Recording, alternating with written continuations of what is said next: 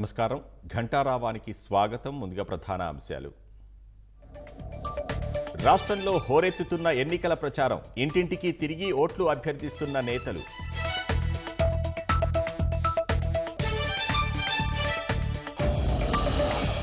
Visakha steel ప్లాంట్లో ఉత్పత్తి నిలిచిపోయే ప్రమాదం. బొగ్గు నిల్వలు నిండుకోవడంతో ఆందోళన.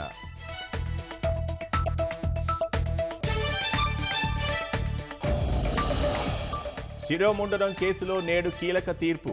కీలక నిందితుడిగా ఉన్న ఎమ్మెల్సీ తోట త్రిమూర్తులు.